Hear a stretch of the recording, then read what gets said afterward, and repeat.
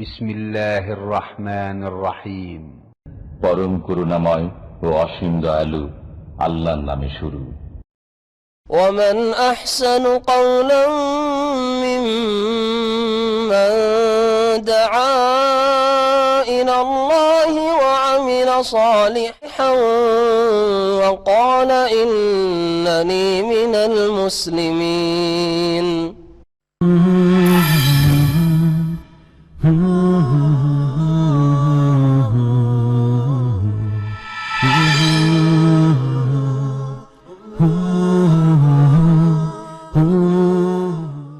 السلام عليكم ورحمة الله وبركاته. إن الحمد لله نحمده ونستعينه ونستغفره ونعوذ بالله من شرور أنفسنا ومن سيئات أعمالنا. من يهده الله فلا مضل له ومن يضلل فلا هادي له. وأشهد أن لا إله إلا الله وحده لا شريك له وأشهد أن محمدا عبده ورسوله صلى الله تعالى عليه وعلى آله وصحبه وسلم تسليما كثيرا. يا أيها الذين آمنوا اتقوا الله حق تقاته ولا تموتن إلا وأنتم مسلمون. يا أيها الناس اتقوا ربكم الذي خلقكم من نفس واحدة وخلق منها زوجها وبث منهما رجالا كثيرا ونساء واتقوا الله الذي تساءلون به والأرحم إن الله كان عليكم رقيبا. يا أيها الذين آمنوا اتقوا الله وقولوا قولا سديدا يصلح لكم أعمالكم ويغفر لكم ذنوبكم ومن يطع الله ورسوله فقد فاز فوزا عظيما. أما بعد فإن خير الحديث كتاب الله وخير الهدي هدي محمد صلى الله عليه وسلم وشر الأمور محدثاتها وكل محدثة بدعة وكل بدعة ضلالة وكل ضلالة في النار. أعوذ بالله من الشيطان الرجيم. لا خير في كثير من نجواهم إلا من أمر بصدقة أو معروف أو إصلاح بين الناس ومن يفعل ذلك ابتغاء مرضات الله فسوف نؤتيه أجرا عظيما. মহান আল্লাহ সমস্ত প্রশংসা যে আল্লাহ পাক রব্বুল আলামিন আমাদের সৃষ্টি করেছেন এবং আমাদের মাঝে আল্লাহ পাক দুটো গুণ, দুটো বৈশিষ্ট্য, একটি ভালো আর একটি মন্দ, এই দুই বৈশিষ্ট্য দিয়ে, দুটো ক্ষমতা দিয়ে আল্লাহ পাক আমাদেরকে সৃষ্টি করেছেন। ভালো গুণকে আমরা বৃদ্ধি করলে আল্লাহ পাকের সাথে আমাদের সম্পর্ক মজবুত হয় এবং আল্লাহর বান্দাদের সাথে আমাদের সম্পর্কে উন্নতি হয়। আর যখন খারাপ শক্তি বৃদ্ধি পায় তখন আল্লাহর সাথে সম্পর্ক আমাদের দুর্বল হয়। ঠিকই তেমনই আল্লাহর বান্দাদের সাথে, মানুষের সাথে সম্পর্ক আমাদের খারাপ। সালাত এবং সালাম নাযিল হোক নবী মুহাম্মদুর রাসূলুল্লাহ সাল্লাল্লাহু আলাইহি সাল্লামের উপর, যিনি মানুষের মাঝে সুসম্পর্ক কেমনভাবে কায়েম থাকবে তার জন্য দিক নির্দেশনা দিয়েছেন এবং কোনো রকমের সম্পর্কের অবনতি হলে সেটাকে দ্রুত সারিয়ে নেওয়ার জন্য উৎসাহিত করেছেন। আজকের বিষয়বস্তু ঠিক এই রকমই, তা হচ্ছে যে মানুষের মাঝে বিচার সালিস করে দেওয়া, মীমাংসা করে দেওয়া, আপোষ করে দেওয়ার ফজিলত। এই বিষয়টিকে অনেকেই তুচ্ছ মনে করে। এই ক্ষেত্রে যারা হয়তো বিচার সালিস করতে পারবে, মীমাংসা করে দিতে পারবে, আপোষ করে দিতে পারবে, তারপরেও তেমন কোনো আগ্রহ দেখায় না, ভক্তি দেখায় না। কারণ এতে যে আল্লাহ পাক মহাপুরস্কার রেখেছেন এই সম্পর্কে আসলে শরীয়তের জ্ঞানই নেই তাদের। এটা হচ্ছে মূল কারণ। যদি জানতে পারতো যে আমার সালাতে, নামাজে যেমন সওয়াব রয়েছে, মহাপুরস্কার রয়েছে, আমার জাকাতে যেমন মহাপুরস্কার নেকি রয়েছে, যেমন আমার রোজাতে, সিয়ামে আল্লাহ পাকের পক্ষ থেকে সওয়াব পুরস্কার রয়েছে, হজে রয়েছে, উমরায় রয়েছে, আর অন্যান্য সাদকা দান খায়রাত বিভিন্ন নেক আমলে রয়েছে, ফরজ নফলে, ঠিক তেমনি এর চাইতেও কম নয়, বড় পুরস্কার রয়েছে যদি আমরা মানুষের সম্পর্ককে সুন্দর করার চেষ্টা করি, যদি বিচার মীমাংসা করে দিই, আপোষ করে দিই, সালিস করে দিতে পারি। এই বিষয়টি প্রথম আমাদেরকে উপলব্ধি করতে হবে কোরআন সুন্নাহর আলোকে। তারপরে দুই পক্ষকে বলবো যাদের মাঝে আপোষে সম্পর্কের অবনতি ঘটেছে তারাও এই বিষয়টির গুরুত্ব বুঝে না, যার ফলে সামান্য কোনো কথা হইলে, তর্ক বিতর্ক হইলে, অথবা কথা কাটাকাটি হইলে, অথবা ভুল বুঝাবুঝি হইলেই মনে করে যে আর সম্পর্কের সাথে রাখবই না। কারণ আজকাল হচ্ছে সম্পর্ক হচ্ছে স্বার্থের উপর। এর সাথে আমার স্বার্থ না রাখলেই বা কী হবে, এর সাথে রাখবো, এর সাথে না চললে বা কী হবে, আরও বহু লোক আছে তাদের সাথে চলবো। ঠিক এই রকমের মন মেজাজ শুধু কাফেরদের না, মুসলিমদেরও তৈরি হয়ে গেছে, যার ফলে একজন মুসলিম আর একজন মুসলিমের সাথে সব সময় যে ভালো সম্পর্ক রাখবে, সম্পর্ককে মজবুত রাখবে, এই বিষয়টির কোনো গুরুত্বই নেই। পোষালো ওর সাথে, না পোষালো আর কারোর সাথে আমার পোষাবে, চললাম ওর সাথে, না হলে আর কারোর সাথে চললাম। কিন্তু এই কথা বুঝলো না যে এই সম্পর্কে অবনতির কারণে আল্লাহ পাক রব্বুল আলামিন আমাদের ওপর অসন্তুষ্ট হবেন। সুতরাং আমাদের উভয় পক্ষকে চেষ্টা করতে হবে কাছাকাছি হওয়ার, এবং উভয় পক্ষকে একে অপরের সাথে যাতে করে আমরা দ্রুত মিলতে পারি এবং অন্তরকে পরিষ্কার করতে পারি। আর অন্তরে যদি বিদ্বেষ থাকে, কালিমা থাকে, এই অবস্থায় ইবাদত বন্দেগী কবুল হয় না, এসব কথা আমরা ভুলে যাই। এটা একটা বড় গুরুত্বপূর্ণ দিক। শুধু মানুষ ঈমান আকিদা দিয়ে আর নামাজ দিয়ে জান্নাতে যাবে না, মানুষের উত্তম চরিত্র দিয়ে। আর উত্তম চরিত্র হচ্ছে মানুষের সাথে সম্পর্ক ভালো থাকে, এই দিয়ে জান্নাত যাওয়া যাবে। এই জন্য প্রিয় নবী মুহাম্মদ রাসূলুল্লাহ সাল্লাল্লাহু আলাইহি ওয়াসাল্লাম বলেছেন, তাকে যখন জিজ্ঞাসা করা হয় সুয়েল্লা আন আকসারে মা ইউদখিলুন নাস আল জান্নাতা, জিজ্ঞাসা করা হয় রাসূলুল্লাহ সাল্লাল্লাহু আলাইহি ওয়াসাল্লামকে যে সবচেয়ে বেশি কোন আমলটি মানুষকে জান্নাতে নিয়ে যাবে, কোন আমলটি সবচেয়ে বেশি মানুষকে জান্নাতে নিয়ে যাবে। সব আমল দিয়ে জান্নাতে এর ক্ষেত্রে কাছাকাছি হতে পারবেন বা জান্নাতের পথে আপনি এগিয়ে যেতে পারছেন, কিন্তু সবচেয়ে বেশি এই ক্ষেত্রে মুখ্য ভূমিকা পালন করে যে আমলটি, আপনার কর্মটি, সেটি সম্পর্কে জিজ্ঞেস করা হয়েছে। নবী করিম সাল্লাল্লাহু আলাইহি ওয়াসাল্লাম উত্তরে বলেছিলেন যে হোসনুল খুলুক, উত্তম চরিত্র। আর উত্তম চরিত্র, আপনার সাথে যদি আমার সম্পর্ক খারাপ থাকে তো এটা কি আর উত্তম চরিত্র হইল? আমি যদি আপনার কাছাকাছি না হতে চাই, আপনি আমার কাছাকাছি না হতে চান, কারণ আমার গরজ অন্যকে দিয়ে পুরো হয়ে যাচ্ছে, পুরো হবেই। একজনের সাথে আপনার গরজ সীমিত নয়, বহুজন আরও আছে, তাদের দিয়ে আপনার গরজ পুরো হয়ে যেতে পারে, যেমন আমারটাও হইতে পারে। জি হ্যাঁ, তবে মানুষ একজন অপরজনের মুখাপেক্ষী, সে নির্দিষ্ট একজনের না হন না কেন, কিন্তু একা সব ক্ষেত্রে কোনো মানুষ চলতে পারবে না।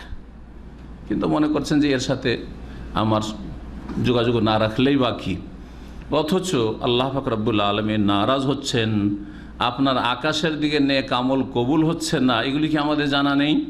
অনেকের জানা আছে, তারপর আমল নেই। কথা বেশি বলি, লিখতে পারি বেশি, আমল করতে কম পারি, এটি হচ্ছে আমাদের সবচেয়ে বড় ত্রুটি। এজন্য এই বিষয়টি আজকে পেশ করব। আর আমাদের এখানে যেগুলো ধারাবাহিক আলোচনা চলছে সাপ্তাহিক, তাতে আমাদের নিয়ম হচ্ছে যে নতুন কিছু আলোচনা পেশ করার চেষ্টা করা। এই নয় যে পুরাতন ওই তৌহিদ আর সন্নত, হ্যাঁ, অথবা নামাজ তো নামাজই ধরলাম। সব রকমের জীবনের প্রতিটি ক্ষেত্রে যাতে করে আলোচনা করা সম্ভব হয়, একজন মুসলিম আমাদের আলোচনাগুলি থেকে জীবনের প্রতিটি ক্ষেত্রে যাতে করে হেদায়েত নিতে পারে, দিক নির্দেশনা নিতে পারে, আর তার জীবনটিকে আলোকিত করতে পারে। আল্লাহ পাক আমাদের সকলকে যেন তৌফিক দান করেন। কয়েকটি আয়াত এই ক্ষেত্রে পেশ করব, আর তারপরে নবী করিম সাল্লাল্লাহু আলাইহি সাল্লামের 10টি হাদিস নিয়ে আলোচনা করব এই মর্মে।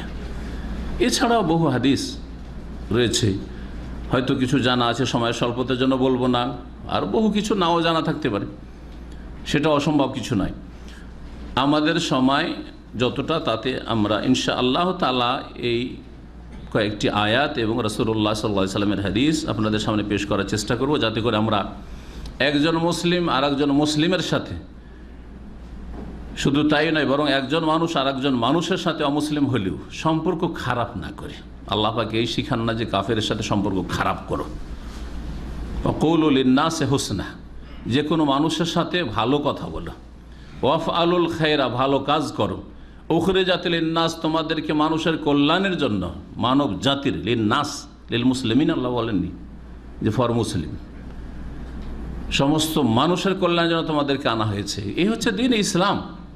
এই বিষয়গুলি আমাদেরকে অমুসলিমদের সামনে তুলে ধরতে হবে, কারণ অমুসলিমদের অনিষ্টকে যদি আমাদেরকে শেষ করতে হয় অথবা কমাতে হয়, তাহলে এই একটি ফলপ্রসূ পথ, সেটা হচ্ছে ইসলামের সৌন্দর্য তাদের সামনে তুলে ধরা, ইসলামের দিকে তাদেরকে আকৃষ্ট করা এবং তাদেরকেও ইসলামের পথে, জান্নাতের পথে নিয়ে আসার চেষ্টা করা, যাতে করে তারা আমাদের ভাই হয়ে যেতে পারে, তারা আমাদের শত্রুতার জায়গায় বন্ধু হয়ে যেতে পারে এবং তারাও আমাদের চাইতে বেশি দ্বীনের খেদমত করতে পারে। আল্লাহ পাক যেন সকল মানুষকে হেদায়েত দান করেন। সূরা নিসার আয়াত নম্বর 114 দিয়ে শুরু করব আজকের আলোচনা। মহান আল্লাহ ইরশাদ করেছেন, লা খাইরা ফি কাসীরিম মিন নাজওয়াহুম, মানুষের গোপন আলাপে তেমন বেশি ফায়দা নেই। মানুষ যে আপোষে গোপন আলাপ করে, আপনি আরেকজনের সাথে দুজন বসে অথবা তিনজন বসে কথা বলছেন, বাকিরাকে শুনতে দিচ্ছেন না, এই ধরনের আলোচনাকে চুপিসারে কথা বলা, গোপন আলাপ করা, একে নাজুয়া বলা হয়। এই নাজুয়া মোনাজাত থেকে, মোনাজাত আমাদের দেশের মানুষরা দোয়াকে মোনাজাত বলে। বিশেষ করে ফরজ নামাজের পরে সালাম ফিরে যদি সম্মিলিত দোয়া করা হয়, সেটাই কি বলে? মোনাজাত বলে। কারণ আল্লাহর সাথে চুপিসারে কথা বলা। কিন্তু মুশকিলটা হচ্ছে যে ফরজ নামাজের পরে সম্মিলিত ইমাম শুধু আল্লাহকে বলবে আর বাকিরা বলবে যে ইমাম সাহেব যা বলছে আল্লাহ কবুল করো, আল্লাহ কবুল করো। ওদের কোনো চাওয়া পাওয়া নেই, ওদের কোনো কিছু চাওয়া নেই। ইমাম যা চাইলো, ইমামের জিভাই যা স্বাদ, ওটাই তাদের স্বাদ। আর একসাথে দোয়া করা, এটা হচ্ছে বেদাতি তরিকা, এটা হচ্ছে বর্জনীয়। বাকি আপনি আপনার রবের সাথে আপনার প্রয়োজন যা আছে তা নিয়ে মোনাজাত করবেন, চুপিসারে কথা বলবেন, গোপন আলাপ করবেন, এটা হচ্ছে ইসলাম, এটা হচ্ছে সুন্নতি তরিকা। আপনার প্রয়োজন ভিন্ন, আমার প্রয়োজন ভিন্ন, আমার সমস্যা ভিন্ন, আপনার সমস্যা ভিন্ন, আপনার গরজ ভিন্ন, আমার গরজ ভিন্ন। সুতরাং আমাকে ইমাম বানিয়ে দিয়ে শুধু আমার দোয়ার দিয়ে কয়েকশো লোকের কি করে হইতে পারে? অসম্ভব কথা। সুতরাং এই সম্মিলিত মোনাজাত ফরজ নামাজের পরে, সেটা কোরআন এবং হাদিসের আলোকেও টিকে না, এটি সুন্নত নয়, বিদআত, আর যুক্তিতেও টিকে না। বলছিলাম নাজওয়া মানে গোপনে আলাপ করা। তাদের অধিকাংশ গোপন আলাপে কোনো কল্যাণ নেই। আল্লাহ বলছেন গোপনে কথা বললে ক্ষতির দিকই বেশি আছে, কারণ গোপনে কথা বলছেন তার মানে সবাইকে শোনাতে চাইছেন না। হতে পারে এতে যারা কি শোনাতে চান না তাদের জন্য কি রয়েছে? অকল্যাণ রয়েছে, অনিষ্ট রয়েছে। অধিকাংশ ক্ষেত্রে এটা হওয়ার সম্ভাবনা। সেজন্য আল্লাহ পাক বলছেন যে অধিকাংশ গোপন আলাপে কোনো লাভ নেই, অল্প কিছু গোপন আলাপে লাভ আছে। তাহলে ফি কাসীরিম মিন নাজওয়াহুম যখন বলেছেন অধিকাংশ, তখন অল্প কিছু গোপন আলাপে কি আছে? লাভ আছে। সেগুলো কি ধরনের? আল্লাহ বলছেন ইল্লা মান আমারা বিসাদাকা, যদি গোপনে কেউ দান খায়রাতের জন্য উপদেশ দেয়, নির্দেশ দেয় যে ভাই একটু দান খায়রাত করেন, আপনি গোপনে বলছেন, কারো অভাব আছে, কারো সমস্যা আছে, কোনো ব্যক্তির, সমাজের, পরিবারের অথবা কোনো উম্মাতের, কোনো দেশের ইত্যাদি, কোনো ক্ষেত্রে দিন ইসলামের খেদমতে প্রয়োজন রয়েছে, আল্লাহ রাস্তা ব্যয় করার। সুতরাং গোপনে যদি এইরকম সাদকা খায়রাতের জন্য আলাপ করা হয়, এটা ভালো কথা, এটা হচ্ছে কল্যাণের কথা। আও মারুফিন, অথবা যে কোনো ভালো কথা কাজের যদি গোপন আলাপ হয়, মারুফ যাতে ইহকালের উপকারিতা আছে, গঠনমূলক কিছু হচ্ছে, অথবা পরকালের উপকারিতা আছে, কিছু নেকির কথা কাজ হচ্ছে গোপনে, গোপনে কিছু নেকির কথা হচ্ছে, অথবা গোপনে কিছু গঠনমূলক উম্মতে মুসলিমার জন্য, মুসলিম জাতির জন্য কিছু গঠনমূলক কিছু হচ্ছে, এ হচ্ছে মারুফ। নবী মুহাম্মদ রাসূলুল্লাহ বলেছেন কুল্লু মারুফিন সাদাকা, যে কোনো ভালো কথা কাজ হচ্ছে সাদাকা, পয়সা না খরচ করে সাদাকা। এটি ভালো কথা যদি কাউকে বলতে পারেন, ওটা হচ্ছে সাদাকা। একটু ভালোভাবে যদি মানুষের সাথে আচরণ করেন, ভালো ব্যবহার করেন, এটি সাদাকা, আপনার এক পয়সা খরচ নেই। এটা হচ্ছে তাহলে দ্বিতীয় বিষয়, যে কোনো ভালো কথা কাজের জন্য গোপন আলাপ করেন, এটা হচ্ছে কল্যাণকর। আও ইসলাহিম বাইনান নাস, অথবা মানুষের মাঝে মীমাংসা করা, সালিস করা, আপোষ করার জন্য যদি গোপন আলাপ করেন, সবার সামনে এই মীমাংসা নিয়ে, এই বিচার নিয়ে আলোচনা করা যাবে না, কারণ ওতে কারো হয়তো মানহানি হবে, বিষয়টা বাতাসের আগে ছড়াবে, কারণ খারাপ কথা কারোর সাথে ঝগড়া হয়েছে, বিবাদ হয়েছে, এগুলি কথা বেশি ছড়ায় মানুষ, তাই না? মজা লাগে, এগুলো মুখরোচক বেশি, ওই চানাচুরের মতো। ভালো কথা বলবে না, আপনার মধ্যে আমার মধ্যে যে ভালো গুণ আছে ওগুলো বেশি বলবে না, কারণ ওগুলোতে হিংসা হচ্ছে যে ও আমার চাইতে ভালো হয়ে যাবে তো ভালো কথা বললে, তাই না? কিন্তু খারাপ কথা শুনতে পেলে তদন্ত করা নেই, পরীক্ষা নিরীক্ষা নেই, আসলে ঠিক কি না, বাতাসের আগে আগে ছড়াচ্ছে। আর এই ক্ষেত্রে পুরুষদের চাইতে মহিলারা বেশি। যদি কোথাও যদি সামান্য কিছু শুনে নেই, তাহলে তিলকে তাল করে কাজ কাম তার বেশি নেই। ছেলে মেয়ে তো ওই দুটোই নিবে যা নেওয়ার, হ্যাঁ। আর স্বামী তো পয়সা যথেষ্ট আছে, সুতরাং অর্ধেক দিন তো হোটেল থেকেই খাবার আসছে, কাজ কি করবি? হয় টিভি নিয়ে বসে থাকা, আর না হলে নেট নিয়ে বসে থাকা, পাপ দেখা, পাপ শোনা, পাপ করা, আর না হলে গীবত চর্চা করা, আর মানুষের দোষ চর্চা করা, চুগলখড়ি করা, এই বোনের কথা ওই বোনকে লাগানো, এই ফ্যামিলির কথা ওই ফ্যামিলিকে লাগানো, এই ফ্যামিলি বাড়িতে কি হয় আর এক বাড়িতে বলা, এগুলি হচ্ছে বদ স্বভাব। জি হ্যাঁ, এগুলি হচ্ছে জাহান্নামে যাওয়ার কারণ। বাড়িতে বসে বসে জাহান্নামে যাওয়ার কাজ করছে, অথচ সারাদিন সোজা দুই তওবা ইস্তেগফার পড়তো, তাসবিহ তাহলিল করতো, সুবহানাল্লাহ বলতো, আলহামদুলিল্লাহ বলতো, আল্লাহু আকবার বলতো, লা ইলাহা ইল্লাল্লাহ বলতো, লা হাওলা ওয়ালা কুওয়াতা ইল্লা বিল্লাহ বলতো, কত যে নেকির ব্যালেন্স বাড়তো, আর বাড়িতে বসে বসে জান্নাতে যাওয়ার কাজ করতো। তো আল্লাহ পাক বলছেন যে যদি গোপন আলাপ হয় মানুষের মাঝে বিচার সালিসের জন্য, মীমাংসার জন্য, তাহলে এইটা ভালো কাজ, এটা হচ্ছে কল্যাণকর, খাইর। এগুলি করলে লাভ কি? হ্যাঁ, তিনটি কথা আল্লাহ বলেছেন, সাদকা ভালো কথা কাজ, আর বিচার সালিস করা, আপোষ করে দেওয়া, এগুলির ফজিলত কি? স্বয়ং আল্লাহ পাকের ইরশাদ করেন, ওমাইয়া ফাআল যালিকা ইবতিগা মারদাতিল্লাহ, কেউ যদি এই কাজগুলি করে মানুষের মাঝে মীমাংসার জন্য, মানুষকে মানুষের সাথে মিলিয়ে দেওয়ার জন্য, ঝগড়া বিবাদকে মিটিয়ে দেওয়ার জন্য যদি সচেষ্ট হয়, কোন উদ্দেশ্যে? দুনিয়ার গরজে নাই, দুনিয়ার গরজে নাই যে এই দুজনের সাথে আমার গরজ জড়িত, দুজনকে না মিলিয়ে দিলে, এদের ঝামেলাটা না মিটিয়ে দিলে আমার স্বার্থ ক্ষতিগ্রস্ত হবে, কারণ আমার দলই ভাঙন ধরেছে, এটা দুনিয়ার গরজ হলো। কিন্তু আল্লাহ কি বলছেন? ইবতিগা মারদাত, আল্লাহর সন্তুষ্টির জন্য। আপনার স্বার্থ থাক আর নাই থাক, আপনার স্বার্থকে দূরে রাখেন, আল্লাহর সন্তুষ্টি সবচেয়ে বড় স্বার্থ আপনার। আল্লাহকে রাজি করার উদ্দেশ্যে যদি কেউ বিচার সালিস করে, আপোষ করে দেয়, ঝগড়া বিবাদ মিটিয়ে দেয়, তাহলে আল্লাহ পাক বলছেন ফাসাউফা নুতিহি আজরান আজিমা, শীঘ্রই তাকে বা তাদেরকে দেব আমি মহা পুরস্কার। শুধু পুরস্কার না, কি বলছেন? আজরান আজিমা, জি, মহা পুরস্কার আল্লাহ পাক দেবেন। তাহলে বিচার সালিসের জন্য আপনি যে বসে থাকলেন কোথাও গিয়ে, বিচার করার পরেও অনেকে কি বলে, নিজের নেকি কি নিজে নষ্ট করে, আরে সময়টাকে ফালতু কাট, সারা রাত ওদের জন্য বসে থাকতে হইলো, আজকে আমাকে 2-4 ঘন্টা তাদেরকে ফালতু ফালতু দিতে হইলো, বলে না, বলে না, আমার খুব ক্ষতি করলো, সংসারের কাজে খুব ক্ষতি হলো এদের জন্য। তার মানে এগুলোকে ক্ষতি মনে করছে, কোনো লাভ মনে করছে না, কারণ তার সামনে কোরআনে কারীমের আয়াত নেই যে আজরান আযীম আল্লাহ বলেছেন, তার সামনে আসলে রাসূলুল্লাহ সাল্লাল্লাহু আলাইহি ওয়াসাল্লাম হাদিস নেই, তার সামনে মানুষের আপোষ করিয়ে দেওয়ার জন্য যে ফজিলত রয়েছে এগুলি তার ব্রেনেই নেই। জি, এই জন্যই আসলে এই ছিল সূরা নিসার আয়াত, যার দ্বারা বুঝতে পারলাম যে মানুষের মাঝে আপোষ করিয়ে দেওয়ার কত ফজিলত রয়েছে। ব্যক্তি পর্যায়ে ঝগড়া বিবাদ হতে পারে, আবার পারিবারিক ক্ষেত্রে হইতে পারে, আবার সামাজিক ক্ষেত্রে হইতে পারে, গোত্রীয় ক্ষেত্রে হইতে পারে, সমস্ত ক্ষেত্রে কোরআনে কারীমের দিক নির্দেশনা রয়েছে। একটি একটি করে বলি। সূরা হুজরাতের আয়াত নম্বর 10 আল্লাহ পাক বলছেন যে ইন্নামাল মুমিনুনা ইখওয়াহ, নিশ্চয় মুমিন মুসলিমরা একে অপরের ভাই বোন। এক মুমিন আর এক মুমিনের ভাই, এক মুমিন নারী আর এক মুমিনের নারীর বোন। ভাই বোনের সম্পর্ক আমাদের, দিনী ভাই দিনী বোন,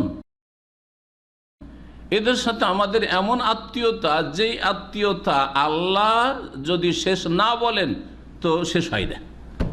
অর্থাৎ আল্লাহ যখন বলবেন যে তুই কাফের হয়ে গেছিস, তখন আমার সাথে আর কোনো সম্পর্ক নেই, আপনার সাথে আর কোনো সম্পর্ক নেই, আপনি যেহেতু একজন মুসলিম। কিন্তু যতক্ষণ পর্যন্ত আল্লাহ বলছে যে মুসলিম, সারা দুনিয়া যদি কাফের বলে কিচ্ছু হবে না, ওর সাথে আমার সম্পর্ক আছে, যেহেতু মুসলিম আল্লাহর কাছে।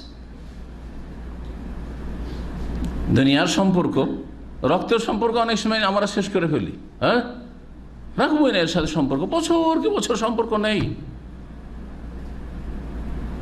কিন্তু ইমানি ভ্রাতৃত্ব, হ্যাঁ, ইমানি সম্পর্ক এমন সম্পর্ক আল্লাহ যদি তা শেষ না বলেন, আপনি মুখে বললেও শেষ হবে না। ইন্নামাল মুমিনুনা ইখওয়া, এছাড়া কিছু নয়। ইন্নামা মানে যে মুমিনরা হচ্ছে একে অপরের ভাই, ইমানি ভাই। যতক্ষণ ইমান আছে তারা আমাদের ভাই। যখন ভাই, তো ভাই ভাইয়ের সাথে ইমানি ভ্রাতৃত্ব, ইসলামের ভ্রাতৃত্ব, আল্লাহর জন্য ভালোবাসা, আল্লাহর জন্য এই আত্মীয়তা সম্পর্ক। সুতরাং যদি তাতে অবনতি ঘটে, হ্যাঁ, সেটা দুর্বল হয়ে যায়, দূরত্ব সৃষ্টি হয়ে যায়, তাই ফাসলিহু বাইনা আখাওয়াইকুম, তোমাদের দুই ভাইয়ের মাঝে তোমরা মীমাংসা করে দাও, আপোষ করে দাও। একজনের আরেকজনের সাথে ব্যক্তি পর্যায়ে যদি ঝগড়া হয়, দুজনের ছোট ব্যাপার স্যাপার, যে একজন আর একজন দুইজনে ঝগড়া হয়েছে, গোটা গ্রামে কয়েকশো আছে, মাত্র দুইজনে ঝগড়া হয়েছে। এক বাড়ির দুটো বউ আছে, দু বউ এতে ঝগড়া হয়েছে, হ্যাঁ, দুই বোনে ঝগড়া হয়েছে হয়তো, হ্যাঁ, মীমাংসা করে দাও। যদি ব্যক্তির ক্ষেত্রে দুই ব্যক্তির মাঝে আল্লাহ পাক মীমাংসা করতে বলেন, তো দুটো পরিবারে যদি এরকম হয়, এক পরিবার আরো পরিবারের সাথে ঝগড়া বিবাদ, হ্যাঁ, এক গ্রামের আর এক গ্রামের সাথে ঝগড়া বিবাদ, এক সমাজের আর এক সমাজের সাথে ঝগড়া বিবাদ, হ্যাঁ, এক জাতির আর এক জাতির সাথে, এক দেশের আর এক মুসলিম দেশের সাথে ঝগড়া বিবাদ। ফাসলিহু বাইনা আখাওয়াইকুম, তোমাদের ভাইদের মাঝে তোমরা আপোষ করে দাও। ওয়াত্তাকুল্লাহ, এবং আপোষ করতে গিয়ে অবিচার করিও না, আল্লাহকে ভয় করিও। কারণ আল্লাহর ভয় থাকলে তোমরা সুবিচার করবে, অবিচার করবে না, জুলম অত্যাচার করবে না তোমরা। লাআল্লাকুম তুরহামুন, যদি আল্লাহকে ভয় করে সুবিচার প্রতিষ্ঠা করতে পারো, তাহলে তোমাদের ওপর আল্লাহ পাকের দয়া হবে, রহমত হবে। তাহলে যারা সুবিচার করে তাদের ওপর আল্লাহ পাকের কি হয়? রহমত নাজিল হয়। এই ফজিলত এখান থেকে জানতে পারলেন।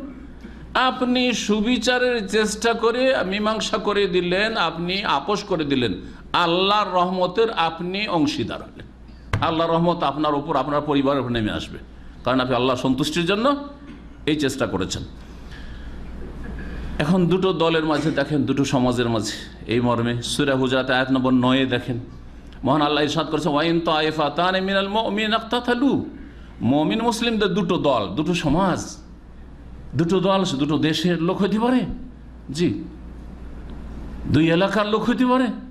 আঞ্চলিক লড়াই আমাদের দেশে হয়, হ্যাঁ, আঞ্চলিক লড়াই। আপনারা জানেন যে এইখানে, হ্যাঁ, আরব কান্ট্রি গেলে কোনো এই যে কয়েকটা দেশ আছে, এর মধ্যে কোনো এক দেশে কয়েক ঘন্টা ধরে লড়াই চলেছে, দুই ডিস্ট্রিক্টের লোক বাংলাদেশের, শুনে যান, রিয়াদে 4-5 ঘন্টা লড়াই চলেছে, হ্যাঁ, দুই দেশের লোককে কুয়েতে একদিন কয়েক ঘন্টা ধরে লড়াই চলেছে। এইদিকে মুসলিম, ওইদিকে মুসলিম, এরা মুসলিম দেশের লোক, ওরা মুসলিম দেশের লোক। এইরকম যদি হয়, তাহলে আমাদের ভূমিকা কি? হ্যাঁ, যারা আমাদের কাছের লোক তাদের পক্ষ থেকে লেগে যান, লাঠি নিয়ে বেরিয়ে যান, তাই না? এটাই তো চরিত্র মুসলিমদের। না, ওয়ালাউ আলা আনফুসিকুম আবিল ওয়ালিদাইন ওয়াল আকরাবিন, আল্লাহ বলছেন সূরা নিসাতে, যদি তোমাদের বিরুদ্ধে বিচার যায়, তোমার বাপ মায়ের বিরুদ্ধে বিচার যায়, তোমার আত্মীয় স্বজনদের বিরুদ্ধে বিচার যায়, তারপর তুমি হকের সাথে থাকো, ন্যায়ের সাথে সুবিচার। আল্লাহ পাক বলছেন, দুটো মুমিন মুসলিম দলের মাঝে যদি লড়াই শুরু, ইকতাতালু, লড়াই শুরু হয়েছে আর মারামারি শুরু হয়ে গেছে, ফাসলিহু বাইনাহুমা, তাহলে এই দুই দলের মাঝে তোমরা আপোষ করে দাও। আল্লাহ পাকের হুকুম, আল্লাহ পাকের হুকুম কি? মুস্তাহাব বলেন, সুন্নাত না ফরজ? তাহলে আপনার নামাজ যেমন ফরজ, যাকাত যেমন ফরজ, রোজা যেমন ফরজ, হজ যেমন ফরজ, পর্দা যেমন ফরজ, তেমনি মিটিয়ে দেওয়া, মীমাংসা করে আপোষ করে দেওয়া ফরজ। আল আমরু লিল উজুব, এটি ফুকাহে কেরামদের কায়দা, উসুলে ফিকহ। আল্লাহ পাকের রাসূলের যদি হুকুম হয়, তাহলে সেটা হচ্ছে উজুব, ফরজ, ওয়াজিব, ফরজ কাজ।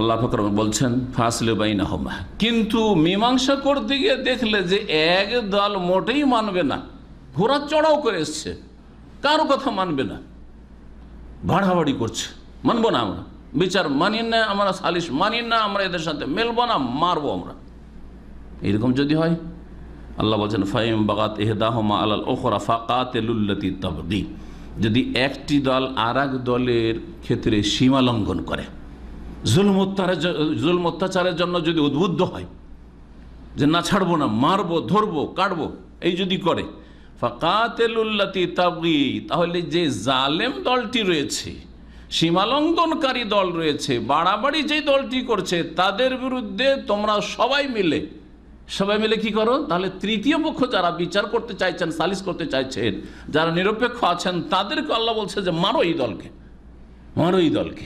জি হ্যাঁ, যেটা শাসকের কাজ, শাসক হবে হ্যাঁ তৃতীয় পক্ষ, মানে মাঝামাঝি, এইদিকেও ঝুঁকবে না এইদিকেও ঝুঁকবে না।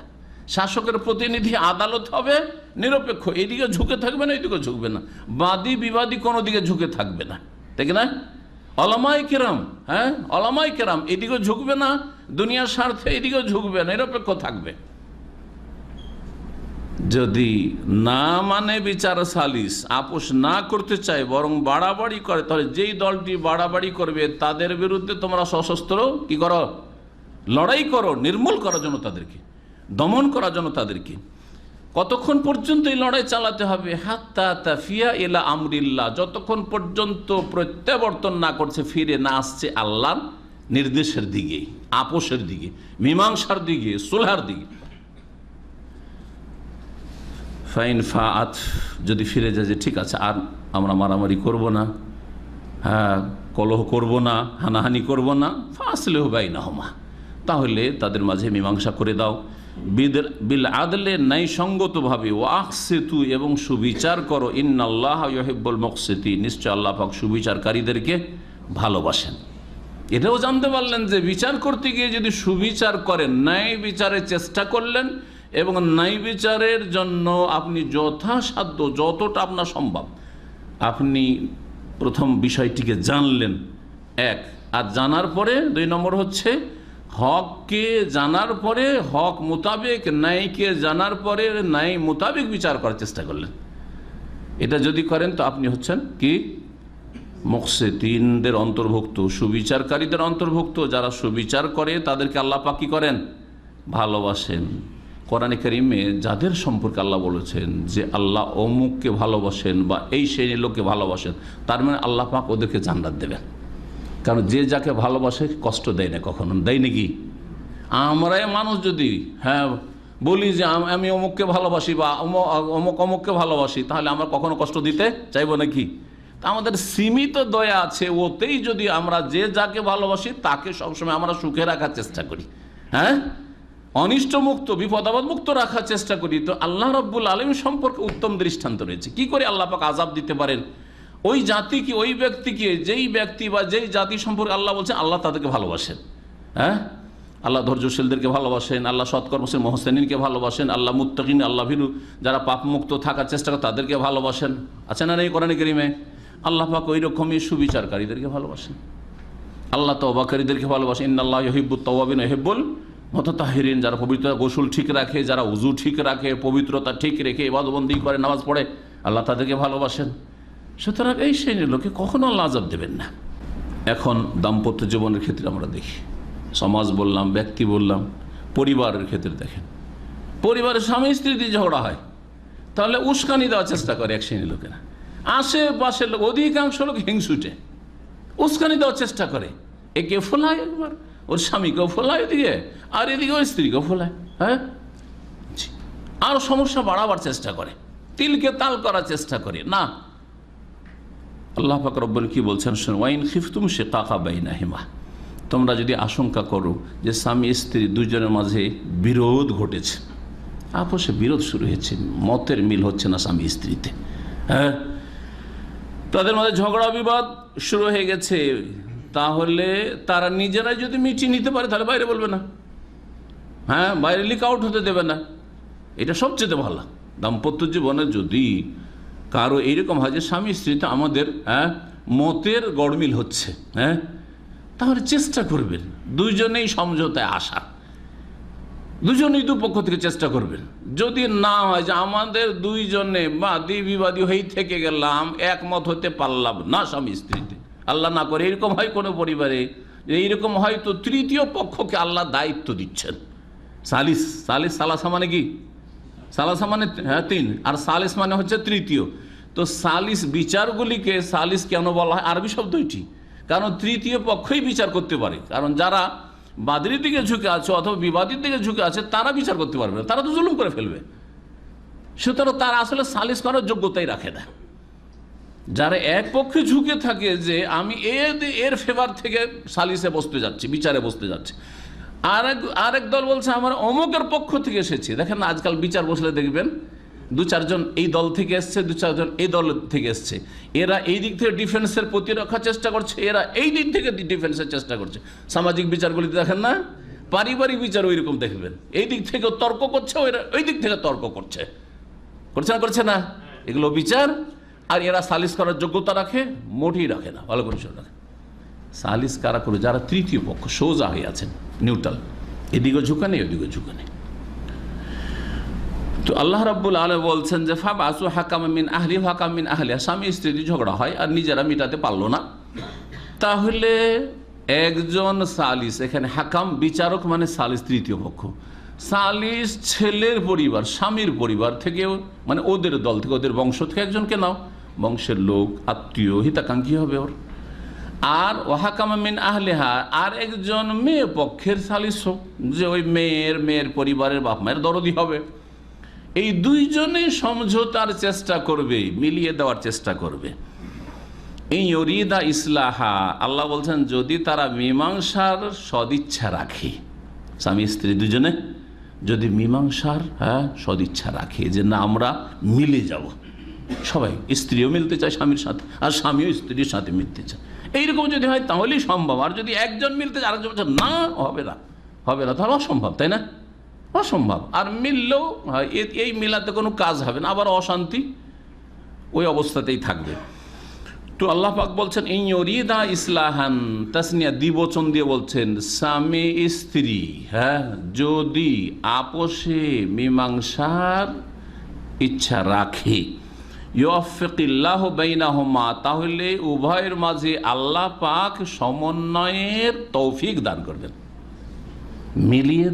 মিলে যাওয়ার তৌফিক দান করবেন, মিলিয়ে দেবেন আল্লাহ রাব্বুল আলামিন। ইন্নাল্লাহ কানা আলিমান খাবীরা, কারণ আল্লাহ রাব্বুল আলামিন সব কিছুই জানেন। তাহলে অন্তর খবর জানছেন যে স্ত্রীও স্বামীর সাথে মিলতে চায় আর স্বামীও স্ত্রীর সাথে মিলতে চায়, মহব্বত রাখতে চায়, সম্পর্ক রাখতে চায়, সূক্ষ্ম খবর রাখেন আল্লাহ রাব্বুল আলামিন। এই ছিল সূরা নিসার আয়াত নম্বর 35। আয়াত কয়েকটি হলো। এখন হাদিস শুরু করি। হাদিস শুরু করলে সবচাইতে সহি হাদিসের কিতাব হচ্ছে সহিহ বুখারী, তাই না? সমস্ত হাদিসের কিতাবের মধ্যে সবচাইতে সহি হাদিসের কিতাব হচ্ছে সহিহুল বুখারী। এই কথা হানাফি, শাফিঈ, মালিকি, হাম্বলি, আহলে হাদিস, মুহাদ্দিসিন, ফুকাহা সবাই মানে, মুখে মানে, তাদের বড়রা মানে। যদিও হাতে নাতে কাজের বেলা যখন হাদিস অনেকগুলি মজহাবের খেলাফ হয়, তখন গোঁড়া মজহাবপন্থীরা হাদিসগুলিকে উপেক্ষা করে মানে না, সেটা আলাদা কথা।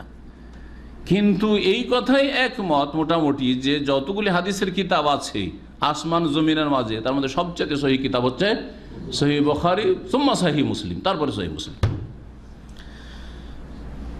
ইমাম বুখারী রহমতুল্লাহ আলাইহি কি বলছেন এই আপোষ করা সম্পর্কে, মীমাংসা বিচার সালিস সম্পর্কে বলছেন, বাবু মাজাফিল ইসলাহি বাইনান নাস, একটি অধ্যায় তিনি কায়েম করছেন, একটি চ্যাপ্টার সহিহ বুখারীর।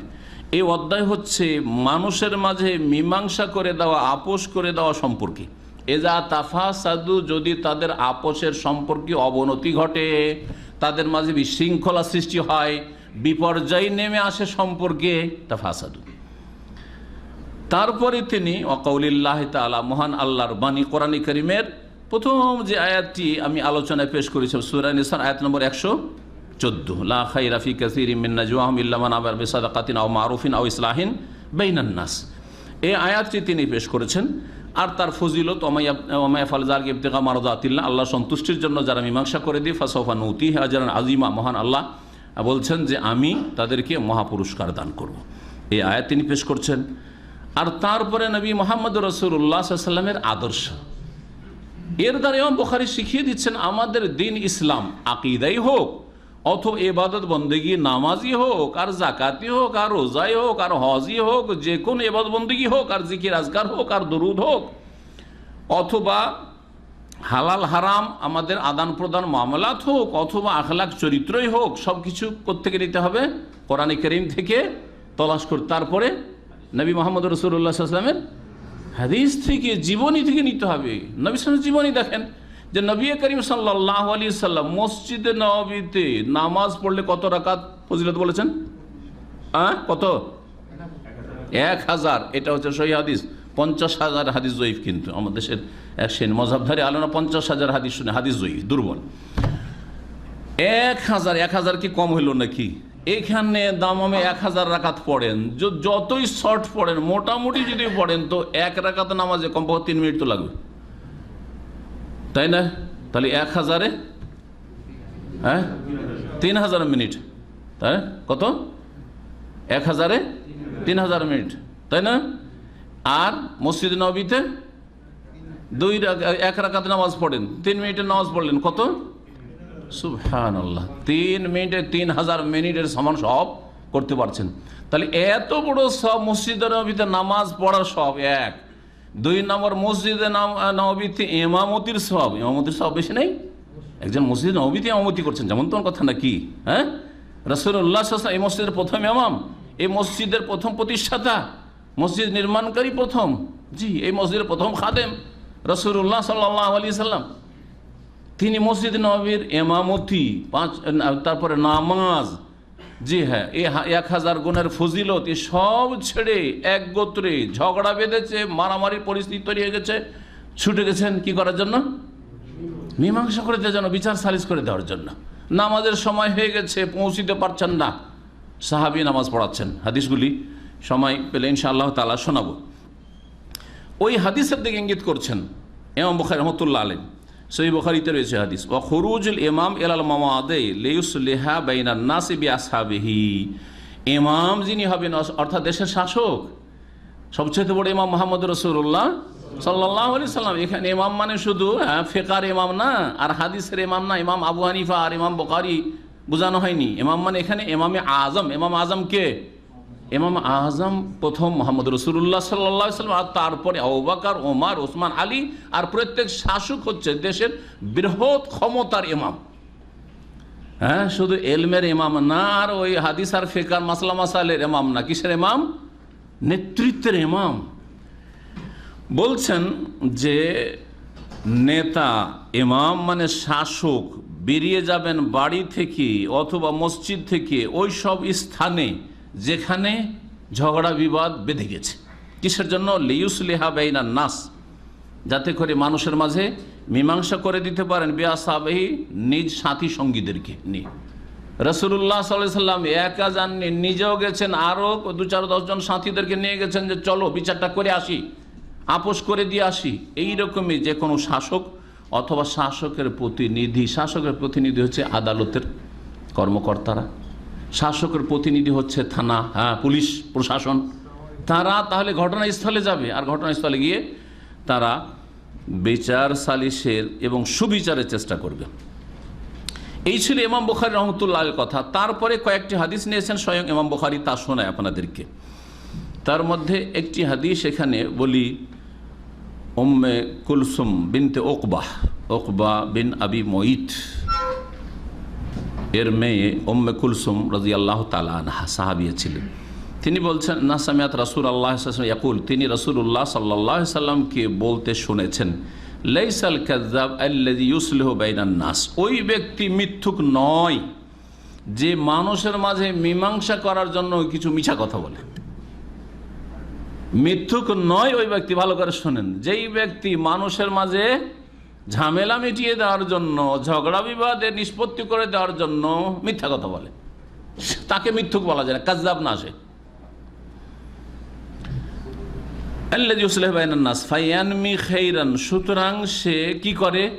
কল্যাণকে বৃদ্ধি করার চেষ্টা করে, মানুষের মাঝে মীমাংসা করার জন্য মিথ্যা কথা কিছু বলে আর কল্যাণকে বৃদ্ধি করার চেষ্টা করে। আও ইয়াকুলু খাইরান, অথবা কল্যাণমূলক কথা বলে। মিথ্যা কথা বলেছে, কিন্তু মিথ্যা দিয়ে কারো ক্ষতি করার উদ্দেশ্য না। কি উদ্দেশ্য? ভালো করা উদ্দেশ্য, উপকার করা উদ্দেশ্য। এই মিথ্যার মাধ্যমে উপকার হবে, এইরকম যদি মিথ্যার আশ্রয় নেই তাহলে জায়েজ আছে, জায়েজ আছে। এটি সহিহ বুখারীর হাদিস, সহিহ বুখারী 2495 নম্বর হাদিস। ওকে মিথ্যুক বলা যাবে না যে মানুষের মাঝে মীমাংসা করার জন্য কিছু মিথ্যা কথা বলে। দুইজনে ঝগড়া হয়েছে আপনাদের, আর দুইজনে এমন গরম হয়ে আছেন আর এমন খারাপ ধারণা একে অপরের সম্পর্কে রাখছেন যে মনে করে যে সে আমার দুশমন, আর এ মনে করছে সে আমার দুশমন। মাঝখানে আমি ঢুকে পড়লাম, ওর সাথে একবার দেখা করে, ওর সাথে একবার দেখা করলাম। দেখা করার পরে এর কাছে যা শুনলাম ওর কাছে গিয়ে ওটাতে মরিচ মশলা দিয়ে একবারে ঝালমুড়ি বানিয়ে সুন্দর করে গিয়ে বললাম ভাই রুচিকর করে দিলাম।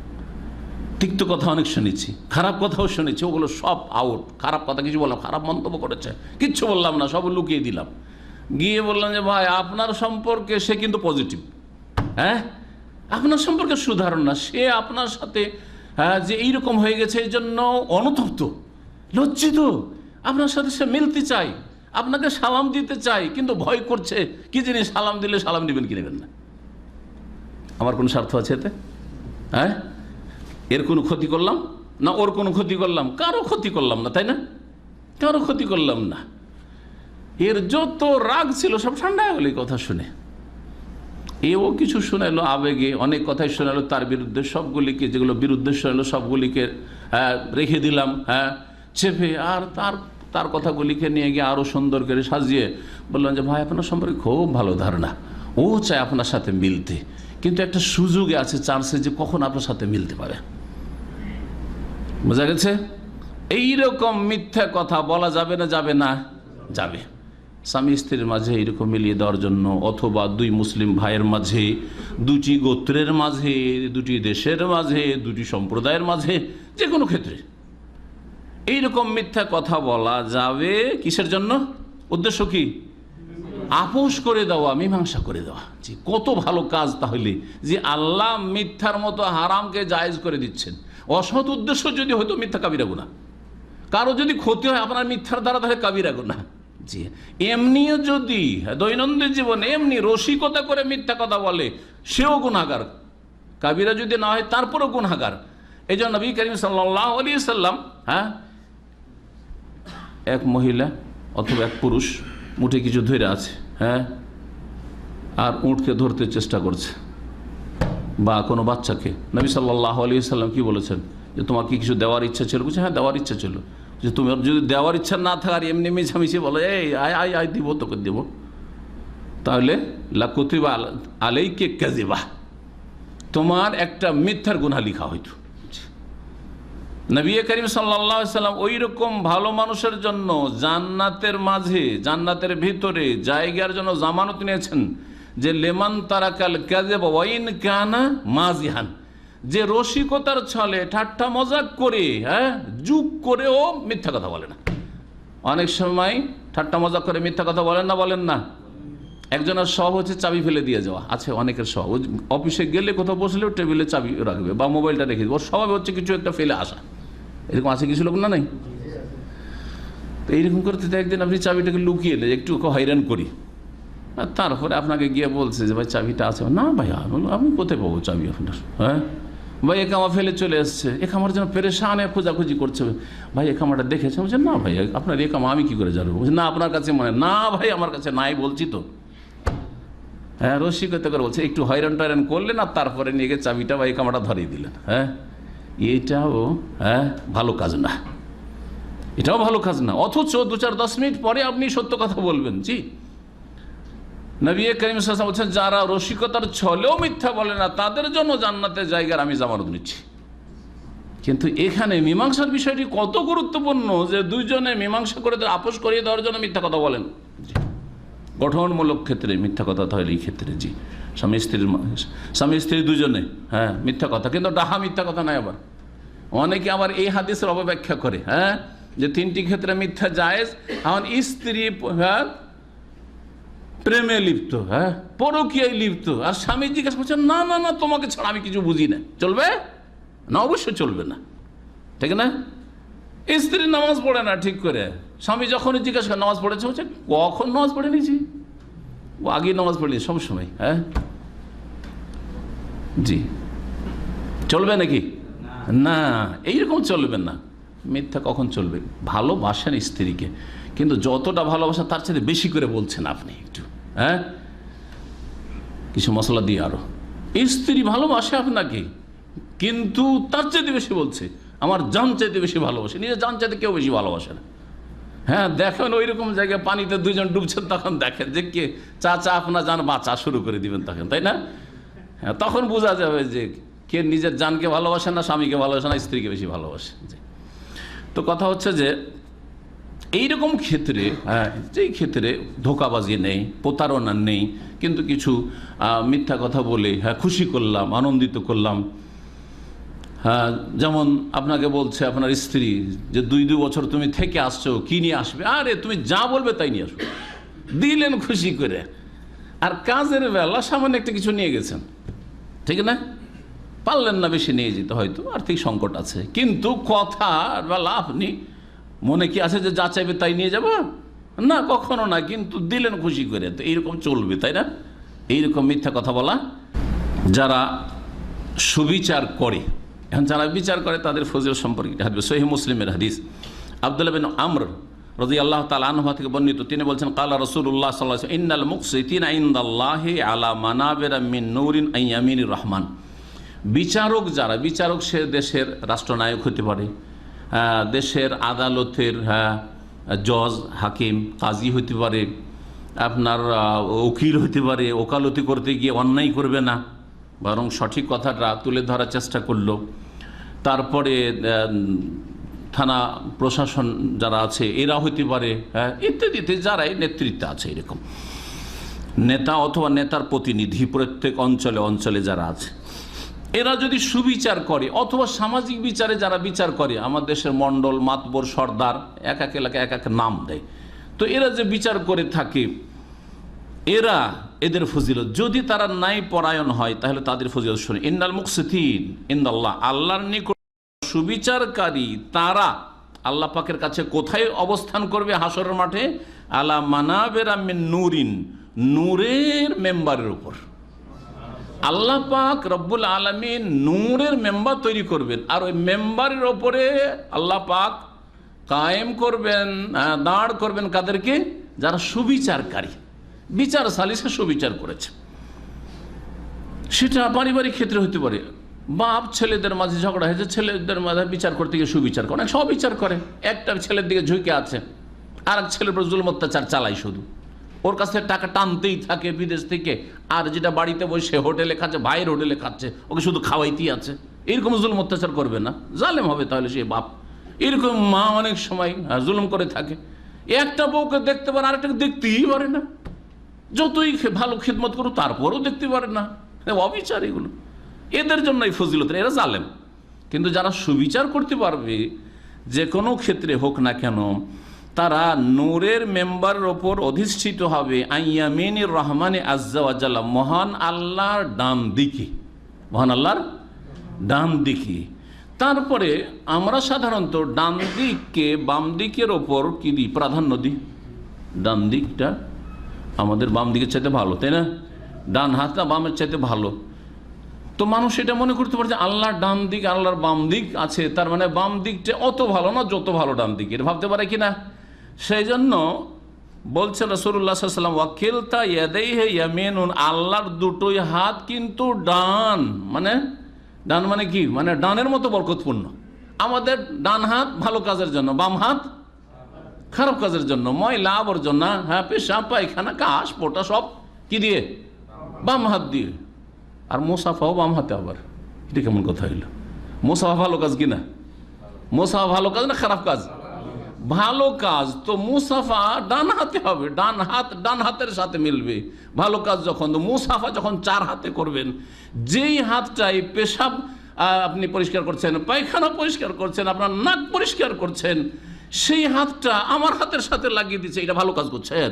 এটা কোনো আদবের কাজ হইল? তাহলে বোঝা যাচ্ছে যে 4 হাতের মুসাফা এটা এই দিক থেকেও বেয়াদবি, হাদিস বিরোধী, সুন্নত বিরোধী, আর তার সাথে সাথে এই দিক থেকেও আদব বিরোধী। জি, এই জন্য 4 হাতে কোনো মুসাফা নেই, 2 2 4 না, 1 1 2 হাতে মুসাফা হবে।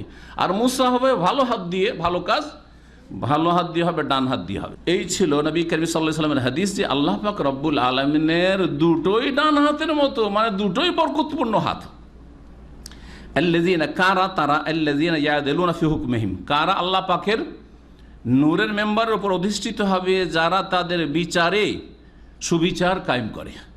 ও আহলিহিম, পরিবারের উপর, পরিবারের ক্ষেত্রেও, ছেলে মেয়েদের ক্ষেত্রেও, জি, বউদের ক্ষেত্রেও, জি, নাতিদের ক্ষেত্রেও সুবিচার করে।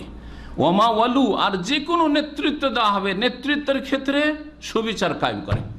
10টা কর্মচারী আছে, একই নজরে দেখবেন আপনি, তাদের যোগ্যতার ভিত্তিতে, তাদের কাজের ভিত্তিতে, তাদের নিষ্ঠার ভিত্তিতে আপনি তাদের মূল্যায়ন করবেন। এই নয় যেটা আমার গ্রামের সেজন্য স্যালারি বেশি, এটা আমার ভাষাভাষী সেজন্য তার স্যালারি বেশি, এইটা হচ্ছে এইরকম সেজন্য স্যালারি বেশি, যে কোনো একটা দিক দুনিয়ার কাছে না। কাজ যার ভালো, যেমন কাজ তেমন তার যোগ্যতার মূল্যায়ন করবেন, এটাই শিখিয়েছে ইসলাম। জি, সুবিচার কায়েম করতে হবে। এই ছিল সহিহ মুসলিমের হাদিস। তৃতীয় হাদিস শোনায় মুসনাদ আহমদ, আবু দাউদ, তিরমিজির হাদিস, হাদিসটি সহিহ। আবু দারদা রাদিয়াল্লাহু তাআলা আনহু থেকে বর্ণিত, ক্বালা রাসূলুল্লাহ সাল্লাল্লাহু আলাইহি ওয়াসাল্লাম আলা উখবিরুকুম বিআফদালা মিন দারাজাতি সিয়ামি ওয়াস সালাতি ওয়াস সাদাকা। দেখেন মীমাংসা আর আপোষ করে দেওয়ার কত বড় ফজিলত। বলছেন তোমাদেরকে কি বলে দেব না এমন একটি নেক আমল সম্পর্কে যেটা রোজা, নামাজ, সাদকা, দান খায়রাত, যাকাতের চাইতেও বেশি উৎকৃষ্ট। সুবহানাল্লাহ, চিন্তা করতে পেরেছেন?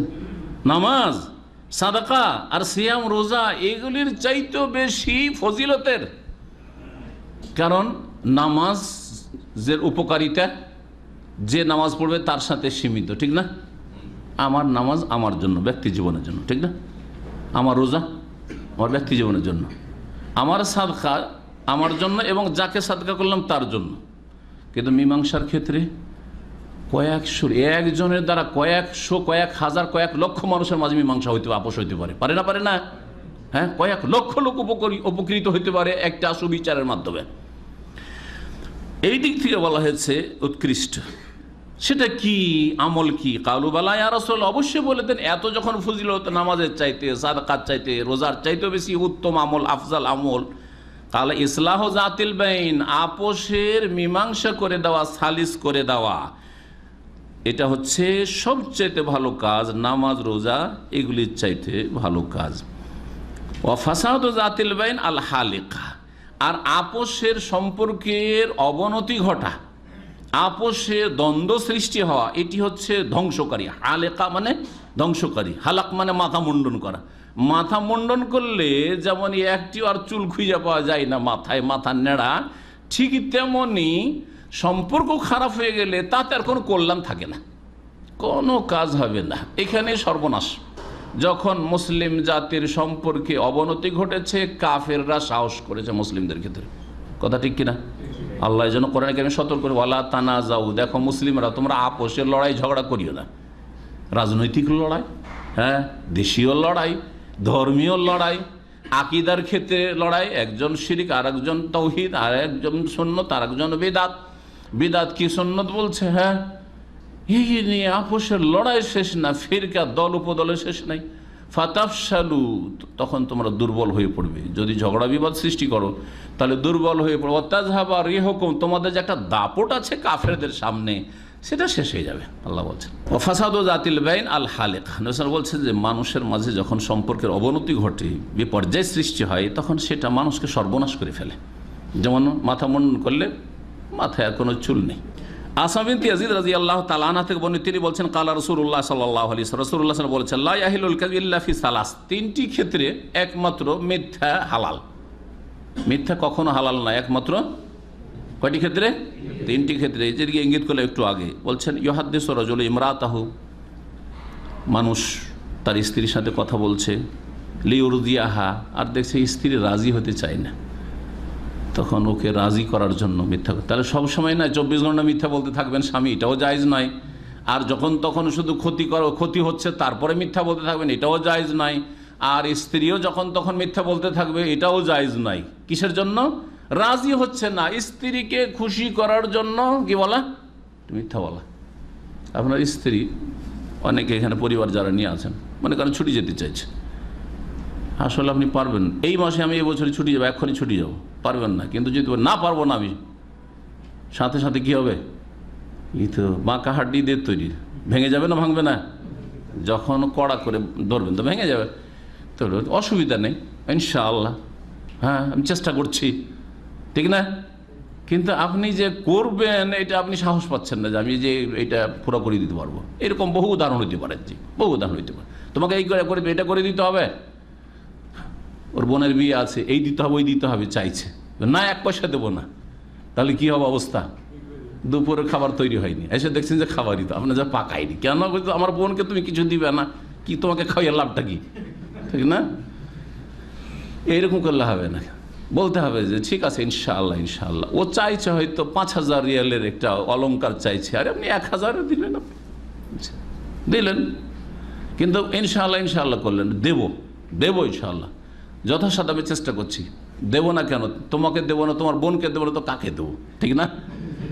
ইত্যাদি। আসলে অন্তরে অবশ্যই এটা হইতে হবে ইমানের দাবি যে তার বোনের চাইতে আপনার বোন কাছে, হ্যাঁ, এটা অবশ্যই হইতে হবে। কিন্তু আপনি স্ত্রীকে রাজি করার জন্য, হ্যাঁ, দাম্পত্য জীবনে সুখী করার জন্য, আর তাকে সুখী করার জন্য এরকম বলছেন হয়তো, রাজি করার জন্য। ওয়াল কাযিব ফিল হারবে, যুদ্ধের ক্ষেত্রে মিথ্যা কথা বলা যায়। যুদ্ধের ক্ষেত্রে যদি দুশমনকে বলে দেন যে যাচ্ছি ওই দিকে, তাহলে তো সতর্ক হয়ে যাবে ওই দিকে শত্রুরা, তাই না?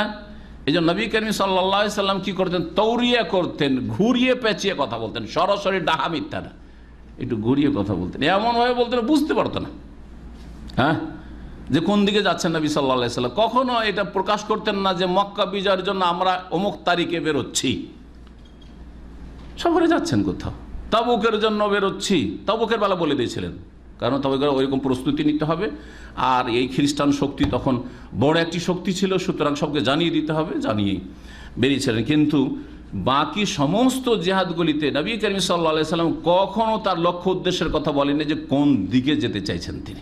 ওয়াল কাযিব লিইয়ুসলিহা বাইনান নাস, আর তৃতীয় ক্ষেত্রে যে মিথ্যা বলে সেটা হচ্ছে মানুষের মাঝে আপোষ করে দেওয়ার জন্য মিথ্যা কথা বলা। তিরমিজির হাদিস, হাদিসটি হাসান, আল্লামা আলবানী হাদিসটিকে হাসান বলেছেন।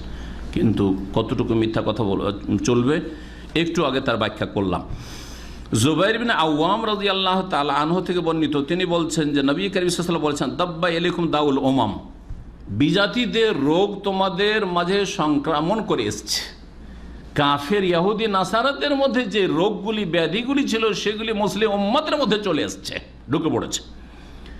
কি? আল হাসাদু ওয়াল বাগদাউ, হিংসা এবং বিদ্বেষ। হিয়াল হালেকা, এগুলি হচ্ছে সর্বনাশকারী। হিংসা মানুষকে সর্বনাশ করে। হিংসা করলে কখনো হিংসাকারী এগিয়ে যেতে পারে না, কখন হিংসা দিয়ে এগিয়ে যেতে পারবেন না, বরং আপনি তার চাইতে ভালো কাজ করার চেষ্টা করেন, ওর মাধ্যমে এগোবার চেষ্টা করেন, ঠিক না? তার চাইতে ভালো আপনার ক্যারিয়ার তৈরি করেন, তার চাইতে বেশি আপনি ব্রেন বুদ্ধি লাগান, এগুলো হচ্ছে উন্নতির রাস্তা। কিন্তু আপনি মনে করবেন যে হিংসা করে ওকে ঠেকিয়ে দেবো, দিয়ে আমি ওকে পাশ কাটিয়ে চলে যাবো, এটা কখনো হবে না। হিংসা করে অন্তরের জ্বালা ছাড়া আর মানসিক অশান্তি ছাড়া এর ফলাফল কিছুই পাওয়া যায় না। সারা রাত ভিতরটা জ্বলতে থাকবে। পরীক্ষা করে দেখেন, কখনো কখনো শয়তান হিংসা সৃষ্টি করে দেয়, সাথে সাথে যদি অন্তর থেকে বের করে দেন তো মনটা ঠান্ডা হয়ে যাবে, আর ঠান্ডা হওয়ার পরে কিছুক্ষণ পরে ঘুম চলে আসবে। আর যদি বের না করেন, শুধু ওইটাই বারবার করে ঘুরে ঘুরে মগজে ঢুকছে যে এর কী যে করা যায়, এর কী যে করা যায়, কেমন করে ঠেকানো যায়, করতে করতে জ্বলতে জ্বলতে অশান্তি, আল্লাহ না করে কখন হার্ট অ্যাটাক হয়ে যায়, জি স্ট্রোক হতে পারে, আর ঘুম তো আসবেই না, অশান্তি অশান্তি। সুতরাং হিংসার উপর আমার একটা লম্বা আলোচনা আছে, গত 1-2 বছর আগের, বেশি না, তো ওটা বিস্তারিত হিংসার উপরে আলোচনা আছে। আল্লাহ পাক যেন হিংসামুক্ত হওয়ার তৌফিক দান করেন। হিংসা এবং বিদ্বেষ, হ্যাঁ, দূরত্ব, জি শত্রুতা, হেয়াল হালেকা, এটা সর্বনাশকারী। মাথা মুন্ডন যেমন ওই রকম, এটা মানুষের সম্পর্ক একবারে মুন্ডন করে ছেড়ে দেয়। লা আকুলু তাহলে কুসার, হালেকা মানে আমি বলছি না যে মাথা মুন্ডন করবে, মানে সম্পর্ক খারাপ হইলে অথবা কি হিংসা হইলে যে মাথা মোড়ে মাথার চুল পড়ে যাবে, হ্যাঁ, মাথা নেড়া হয়ে যাবে, এটা বলছি না। ওয়ালাকিন তাহলিকুদ্দিন, দিনের সর্বনাশ করে দেবে, হ্যাঁ, ইসলাম সর্বনাশ হয়ে যাবে। যার মধ্যে হিংসা আছে তার ইসলাম সর্বনাশ, যার মধ্যে বিদ্বেষ শত্রুতা আছে, অন্তর মিলতে চায় না, তার ধর্ম সর্বনাশ, তার নামাজ রোজা হজ যাকাত বরবাদ। জি, তাহলে দিন, নবী করিম সাল্লাল্লাহু আলাইহি ওয়াসাল্লাম বলছে দিন ধ্বংস হয়ে যাবে। ওয়াল্লাযী নাফসি বিয়াদিহি, সেই আল্লাহর শপথ করে বলছে যার হাতে আমার প্রাণ রয়েছে, লা তাদখুলুল জান্নাতা হাত্তা তুমিনু, যতক্ষণ তোমরা মুমিন মুসলিম না হয়েছে ততক্ষণ জান্নাতে যেতে পারবে না। ওয়ালা তুমিনু, আর সত্যিকার মুমিন হতে পারবে অতক্ষণ পর্যন্ত যতক্ষণ হাত্তা তাহাব্বু, পরস্পরকে ভালো না বেসে, একে অপরকে ভালো না বেসেছো। আচ্ছা, ভালোবাসা কেমন করে বৃদ্ধি পাবে? আফালা ওনাব্বিউকুম, তোমাদেরকে জানিয়ে দেবো নাকি, বেমা ইউসাব্বিতু যাকুম, যে তোমাদের ভালোবাসা আরো দৃঢ় হবে, শক্তিশালী হবে। লাকুম আফসুস সালাম বাইনাকুম, সেটা হচ্ছে বেশি বেশি সালামের প্রচার প্রসার করে। দেখবেন সালাম না দিলেই শত্রুতা বাড়ে। যাকে সালাম না দিলে ওর মধ্যে একটা আক্রোশ পয়দা হয়ে গেল, আপনার মধ্যে একটা দূরত্ব পয়দা হইল। ওকে কেন সালাম দেবো আমি, ডেলি সালাম, শুধু আমি সালাম দেবো কেন ডেলি, ও দেখ, আমি বা কেন সালাম দিতে যাবো, সে দেখ। এইরকম আজকাল অবস্থাটা, যার ফলে দূরত্ব সৃষ্টি হচ্ছে মুসলিমদের মাঝে। কিন্তু সালাম দিলে কি হবে? সালাম দেওয়া মানে আমি আপনাকে আমার অনিষ্ট মুক্ত করলাম, আপনাকে সালাম দিলাম মানে আপনার জন্য শান্তি কামনা করি, আমি আপনার অশান্তির কারণও হব না, আর আপনার অশান্তি চাইও না, তাই না? শান্তি চাই। সালাম দিলে চোর ডাকাত ছিনতাইকারী যদি রাস্তায় থাকি, ধরেন মোবাইল ছিনতাই করবে বা টাকা ছিনতাই করবে, এই জন্য অনেকে রাস্তায় ঘুরে না, সালাম দিয়ে দিন, একটু না হলেও মায়া হবে যে লোকটা সালাম দিল রে, আবার ওকে এখানে ওরই ছিনতাই করবো। আল্লাহর একটা ভয় পেতে হবে, আমাকে তো সালাম দিয়েছে লোকটা। তিরমিজির হাদিস, হাদিসটি হচ্ছে হাসান। আরও নবী করিম সাল্লাল্লাহু আলাইহি ওয়াসাল্লাম সম্পর্কের অবনতি সম্পর্কে বলেছেন, আন্না নবী সাল্লাল্লাহু আলাইহি ওয়াসাল্লাম কাল, আবু হুরায়রা থেকে বর্ণিত, ইয়াকুম আসুআ যাতিল বাইন, তোমরা আপোষের খারাপ সম্পর্ক থেকে নিজেদেরকে বাঁচিয়ে রাখবে, তোমার সম্পর্ক সর্বনাশ করা থেকে নিজেদেরকে বাঁচিয়ে রাখবে। ফাইন্নাহাল হালেকা, এটা দিনকে ধ্বংসকারী। মানা কৌলি সুজাতিল বাইন মানে শত্রুতা, আল আদাওয়া ওয়াল বাগজা, আপোষে শত্রুতা রাখবে না, বিদ্বেষ রাখবে না। আর হালেকা মানে ইন্নাহা তাহলিকুদ্দিন, দিন ইসলামকে ধ্বংস করে ফেলে। তাহলে মানুষের তৌহিদ, সহি আকিদার লোক, সহি আকিদার লোক একই মসজিদে ইতিকাফ করে, একজন অপরজনকে সালাম দেয় না। জি, এটা অবাস্তব না বলছি না, কিস্সা বলছি, এটা আপনাদেরকে সত্য ঘটনা বলছি, এতে লাভ দেখি। যদি একজন অপরজনকে, আর ঠিক আছে একজন সালাম দেয় না, আমার সালাম দিতে অসুবিধা নেই, আসসালামু আলাইকুম, কোন মান সম্মান চলে যাবে না? সালাম দিলে মারতে শুরু করবে নাকি? সালাম দিলে একটু ঠান্ডা তো হবে, কমপক্ষে একটু ঠান্ডা হবে। সালাম না দিলে আরো বাড়ছে, কিন্তু প্রেশার বাড়ছে, ওপর দিকে উঠছে। আর সালাম দিলে প্রেশার ডাউন হবে।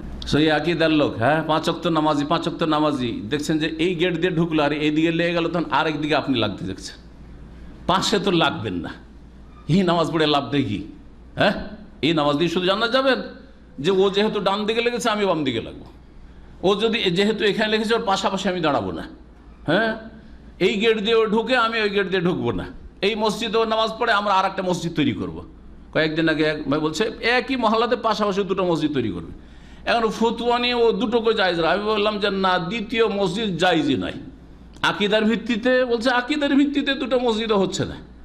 যে এই যে হয়তো কবর মাজারে সেজদাকারী হয়তো নামাজ পড়াচ্ছে, তখন একটা হয়তো অজুহাত যে মুশরিকের পিছনে কি করে নামাজ পড়বো না, একই আকিদার লোক, দুটোই দল ওই আধা বিদাতি দল, বোঝা গেছে। আর ওই পারিবারিক কোনো দ্বন্দ্ব হয়েছে অথবা গ্রাম্য কোনো রকমের ঝগড়া হয়েছে, ওই ঝগড়া দুটো মসজিদ করে বসে আছে, এরকম জায়েজ নাই, নামাজ হবে না। লাভই কি এতে? অন্তরের শত্রুতা, যে তোদের মসজিদে আমরা নামাজ পড়বো না, তোরাও আসিস না আমাদের মসজিদ। আল্লাহ পাক যেন আমাদের সকলকে হেদায়েত দান করেন এবং হেদায়েতের উপর টিকিয়ে রাখেন। এই ছিল তিরমিজির হাদিস, হাদিসটি হাসান। নবী করিম সাল্লাল্লাহু আলাইহি ওয়াসাল্লাম মীমাংসার জন্য গিয়েছিলেন, এই ঘটনাটি শোনায়। আন্না ওনাসা মিন বানি আমর বিন আউফ, সাহল বিন সাদ রাদিয়াল্লাহু তাআলা আনসারী বলছেন যে আমর বিন আউফ গোত্রের কিছু লোকেরা তাদের আপোষে ঝগড়ায় সম্পর্ক খারাপ হয়ে গেছিল। কানা বাইনাহুম শাইউন, বিবাদ সৃষ্টি হয়েছিল। ফাখারাজা ইলাইহিম নবী সাল্লাল্লাহু আলাইহি ওয়াসাল্লাম, নবী সাল্লাল্লাহু আলাইহি ওয়াসাল্লাম তাদের মহল্লায় গেলেন, তাদের পাড়ায়, জি, মসজিদ নববী থেকে, নিজের বাড়ি থেকে। ফি ওনাসিম মিন আসহাবি, বেশ কিছু সাথী সঙ্গীদেরকে নিয়ে, আবু বকর, ওমর, উসমান, আলী, এইরকম বেশ কিছু সাহাবায়ে কেরামদেরকে নিয়ে রাদিয়াল্লাহু আনহুম আজমাইন, ইউসলিহু বাইনাহুম, তাদের মাঝে আপোষ করে দেওয়ার জন্য। ফাহাজারাতিস সালাতু, এমন সময় জোহর অথবা আসরের নামাজের টাইম, সকালবেলা বিচার করতে গেছেন, সালিস করতে, আর জোহরের নামাজের টাইম হয়ে গেছে। ওয়ালাম ইয়াতিন নবী সাল্লাল্লাহু আলাইহি ওয়াসাল্লাম, নবী সাল্লাল্লাহু আলাইহি ওয়াসাল্লাম আসতে পারলেন না, ধারণা ছিল না যে বিচার করতে করতে এত লেট হয়ে যাবে, ভাবছিলেন যে এসে আমি নামাজ পড়িয়ে দেবো। আজকালকার যুগ তাহলে তো মোবাইলে বলে দেওয়া যায়, তাই না, যে আমি আসতে পারছি না, নামাজটা কেউ পড়িয়ে দাও, বলা যাবে না? যাবে না, কোনো যোগাযোগও নেই। আরে লোকেরা সাহাবারা অপেক্ষা করছেন, সময় চলে যাচ্ছে, সময় চলে যাচ্ছে, রাসূলুল্লাহ সাল্লাল্লাহু আলাইহি ওয়াসাল্লাম আসছেন না। ফাজা বেলালুন, বেলাল আসলেন। ফাআযানা বেলাল বিসসালাতি, আজান দিলেন নামাজের। ওয়ালাম ইয়াতিন নবী সাল্লাল্লাহু আলাইহি ওয়াসাল্লাম, নবী সাল্লাল্লাহু আলাইহি ওয়াসাল্লাম আসলেন না। ফাজা ইলা আবু বকর, আবু বকর কাছে আসলেন। ফাকালা ইন্না নবী সাল্লাল্লাহু আলাইহি ওয়াসাল্লাম হুবিসা, নবী করিম সাল্লাল্লাহু আলাইহি ওয়াসাল্লাম বাধাগ্রস্ত হয়েছেন, কোথাও লেট হয়ে যাচ্ছে। ওয়াকাদ হাজারাতিস সালাত, নামাজের সময় হাজির হয়ে গেছে। ফাহাল্লা কান্তা উম্মান নাসা, আপনি কি নামাজের ইমামতি করবেন? নবী সাল্লাল্লাহু আলাইহি ওয়াসাল্লাম বলেননি। ফাকালান নাম ইনশিতা ফাআকামাস সালাতা, যদি চাও তাহলে করছি, বেলালকে বললেন। তারপরে আবু বকর সিদ্দিক রাদিয়াল্লাহু তাআলা আনহু নামাজ কায়েম করলেন। ফাতাকাদ্দাম আবু বকর, আবু বকর রাদিয়াল্লাহু তাআলা নামাজ শুরু করলেন। এটি একটি ঘটনা।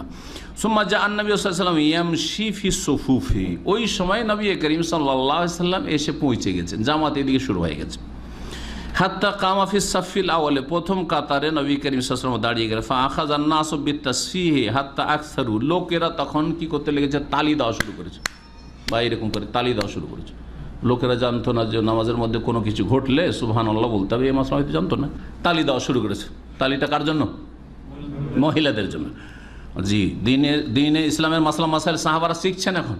জি, আপনি তো এখন নগদ নগদ পেয়ে যাচ্ছেন, একটা হাদিস পড়লে মাসলা পেয়ে যাচ্ছেন। নবী সাল্লাল্লাহু আলাইহি ওয়াসাল্লাম সাহাবীরা একটা একটা করে শিখছেন। হাত্তা আকসারু, খুব বেশি যখন তালি দিতে শুরু। ওয়াকানা আবু বকর লা ইয়াকাদু ইয়ালতাফিতু ফিস সালাতি, আবু বকর রাদিয়াল্লাহু আনহু নামাজ শুরু করে দিলে দুনিয়ার খোঁজ খবর থাকতো না। এখানে একটা কথা বলবো, আজকাল আমাদের নামাজ আর আমাদের মোবাইল, বোঝা গেছে না? যায়নি। নামাজে যদি সামান্য একটু ঠুস করে একটু আওয়াজ হয় পকেটে, একটা শুরু কি হয়েছে, মেসেজ আসলে একটু টুস করে আওয়াজ হয়, কি হয় না? একটা হালকা আওয়াজ হচ্ছে, সেটাও খবর পাচ্ছেন যে একটা মেসেজ আমার ঢুকলো। পাচ্ছেন না? তাহলে কত মোবাইলের জন্য মনোযোগী মোবাইলে না মনোযোগী নামাজে? মোবাইলে খুশু না নামাজে খুশু? নামাজে কোনো খুশু নেই। নামাজের ভিতরে সব খবর রাখছেন, কোথায় কি হচ্ছে না হচ্ছে, আমার পকেটে কি হচ্ছে, মোবাইলে কি হচ্ছে, ঠিক না? এই হলো আমাদের নামাজের দুর্দশা। মোবাইল কথা শুনবেন, মোবাইল যখন রিসিভ করে অধিকাংশ লোক, ওর মধ্যে কেউ হয়তো একটা কথা ওর মধ্যে অ্যাড করতে চাইছে, এইরকম বলে যে নাই শুনে না, কিন্তু মোবাইল কানে ধরেছে, মোবাইলে ডুবে গেছে। হয় না? আজকাল গাড়ি চালানো অবস্থায় মোবাইল কেন নিষিদ্ধ? এই জন্য, কারণ মোবাইল যখন মানুষ ধরে, অধিকাংশ লোক এমন মনোযোগী হয় ওর কথা শুনতে যে আশেপাশের কোথাও খবর রাখে না যে কোন দিক থেকে কি হচ্ছে না হচ্ছে। পরীক্ষা করে দেখবেন, পাশ থেকে একটা কথা বলছেন, বারবার বলছেন যে এরকম বল বা এরকম করো, কিচ্ছু শুনছে না। আজকের খবর, আমার একটা বাচ্চা মোবাইল ধরেছে, বড় ছেলে মোবাইল ধরেছে, ওকে বলছি, ওর চাচা টেলিফোন করেছে যে বলে দাও যে গাড়িটা নেই। ও গাড়ির কথা বলছে, গাড়ি নেই। ও শুনছেই না, ও শুধু ওর সাথে কথা বলছে, আমার কথা মোটেই শুনছে না। ওখানে যে অ্যাড করে দেবে যে গাড়ি নেই, গাড়ির খোঁজ নিচ্ছে, আমার কথা শুনলো না, মোবাইল রেখে দিল, কিন্তু কিছু বুঝলো না। বুঝলেন না? তাহলে মোবাইলের ভিতরে কত মনোযোগী, এটা একটা উদাহরণ নেন। আর একটা উদাহরণ নেন, মোবাইল নিয়ে বসে হোয়াটসঅ্যাপ দেখছেন অথবা ফেসবুক দেখছেন, ওই অবস্থায় পাশে অনেকে কথা বলে। স্ত্রী স্বামীকে পরীক্ষা করে নেন, আর স্বামী স্ত্রীকে পরীক্ষা করে নেন। যখন মোবাইল দেখছে তখন পরীক্ষা করি, শুধু পাশে বসে,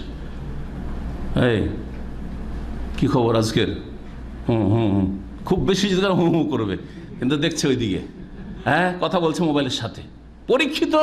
পরীক্ষা করে দেখেন আপনি।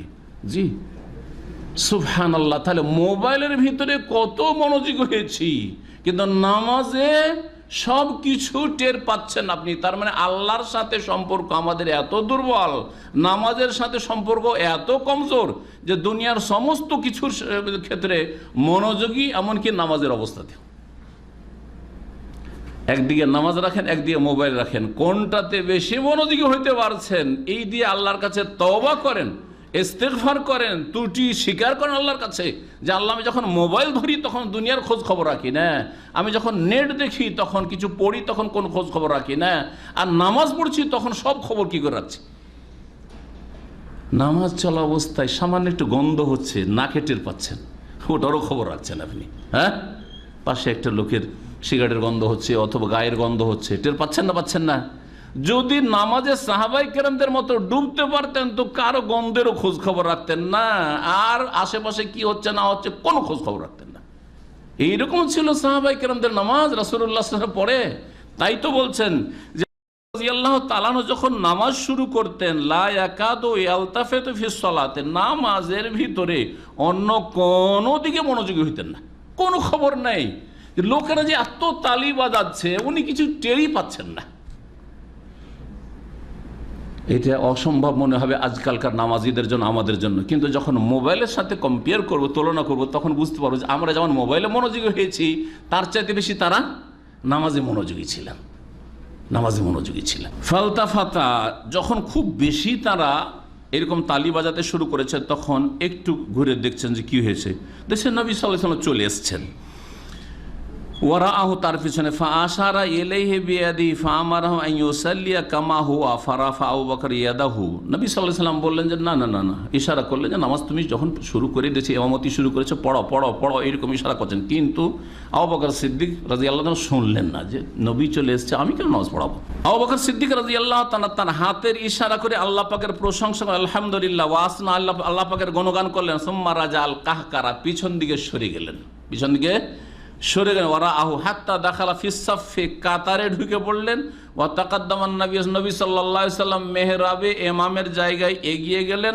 ফাসাল্লা বিন নাসে বাকি, হ্যাঁ নামাজটা প্রথম রাকাতে শুরু হয়েছিল, নামাজ পড়াইলেন নবী করিম সাল্লাল্লাহু আলাইহি ওয়াসাল্লাম। ইমাম হয়ে গেলেন কে? নবী করিম সাল্লাল্লাহু আলাইহি সাল্লাম। এই হাদিস আর একটি ফিকর মাসলা প্রমাণ করে যে নামাজ শুরু হওয়ার পরেও যদি বড় কোনো ব্যক্তিত্ব চলে আসে তাহলে ইমামতি পরিবর্তন করা যেতে পারে। আমরা মসজিদে নামাজ শুরু করেছি আর কাবার ইমাম চলে এসছেন মসজিদে, আর একটু দেরি করে চলে এসছেন, কিন্তু প্রথম রাকাতে হয়তো আছি, তাহলে ইমাম পিছনে সরে গিয়ে, হ্যাঁ যে পরে আসলেন, হ্যাঁ বড় ইমাম, তাকে এগিয়ে দেওয়া যেতে পারে। বোঝা গেছে না? বোঝা যায় না? যখন রাসূলুল্লাহ সাল্লাল্লাহু আলাইহি সাল্লাম এটাকে স্বীকৃতি দান নিজে এগিয়ে গেছেন, তখন ওই রকম কোনো বড় ব্যক্তিত্ব যদি আসে তো জায়েজ রয়েছে মাসলা। তবে আমরা নবী করিম সাল্লাল্লাহু আলাইহি ওয়াসাল্লামের সাথে কাউকে তুলনা করব না। সেজন্য যদি বলেন, যেমন নবী সাল্লাল্লাহু আলাইহি ওয়াসাল্লাম তো বললেন যে তুমি পড়িয়ে দাও, পড়িয়ে দাও, তো ওইরকমই যদি পিছনে মুক্তাদি হয়ে পড়ে না যতই বড় ব্যক্তিত্ব তাহলে সেটাই ভালো। কিন্তু যদি এগিয়ে যান আর একজন পিছে চলে আসলো তাহলে জায়েজ আছে, ইমাম পরিবর্তন করা যেতে পারে প্রথম রাকাতে।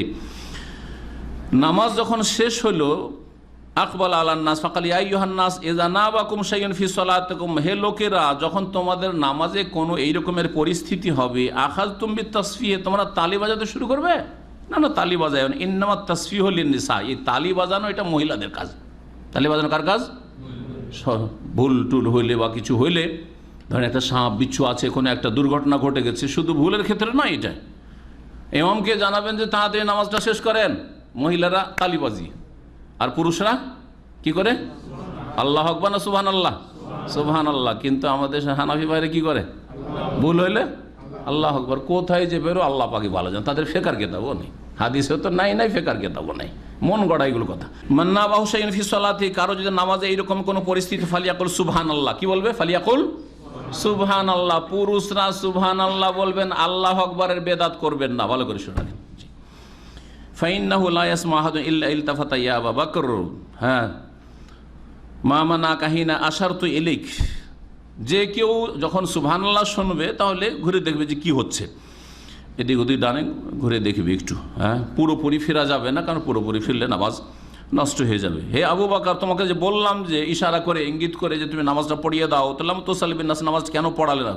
কাল মা কানা ইয়ামবাগি লিইবনে আবি কুহাফা আন ইউসাল্লি বাইনা ইয়াদাই নবী সাল্লাল্লাহু আলাইহি ওয়াসাল্লাম, নবী সাল্লাল্লাহু আলাইহি ওয়াসাল্লামের সামনে ইমামতি করে নবী সাল্লাল্লাহু আলাইহি ওয়াসাল্লাম বেঁচে আছেন, দুনিয়া আছেন, আবু বকর নামাজ পড়াবে আবু কুহাফার ছেলে, এটা হইতে পারে না। এই জন্য আমি পিছনে সরে গেলাম। কোবার লোকদের মাঝে এইরকম, এটাও সহিহ বুখারী হাদিস, আর সহিহ বুখারী আরেকটা হাদিস না, কোবার লোকের মাঝে দ্বন্দ্ব হয়েছিল, ইখতাতালু, এমন মারামারি শুরু, হাত্তা তারামাবিল হেজারা, পাথর নিয়ে মারামারি, এই দিক থেকে ওরা পাথর ছুড়ে, ওই দিক থেকে পাথর ছুড়ে, এইরকম পরিস্থিতি তৈরি হয়ে গেছে।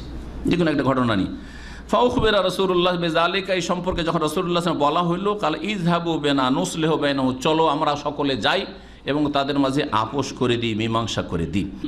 এইরকমই নবী করিম সাল্লাল্লাহু আলাইহি সাল্লাম বিভিন্ন ক্ষেত্রে মীমাংসার জন্য গেছেন। এমনকি ইহুদিদের সাথে কোনো একটা ভুল বুঝাবুঝি হয়েছে বা কোনো একটা দুর্ঘটনা ঘটে গেছে, হ্যাঁ, সেই ক্ষেত্রে নবী করিম সাল্লাল্লাহু আলাইহি সাল্লাম মীমাংসা করতে গেছেন, যেমন বানু নাজিরের ঘটনার ক্ষেত্রে রয়েছে। যারা বিচার সালিস করবেন, আপোষ করে দেবেন, তাদের কেমন হওয়া উচিত, তাহলে জান্নাত পাবেন। আর অনেক বিচারক আছেন, সালিসকারী আছেন, যারা জাহান্নামে যাবে। এই সম্পর্কে একটি হাদিস শুনে আলোচনা শেষ করি।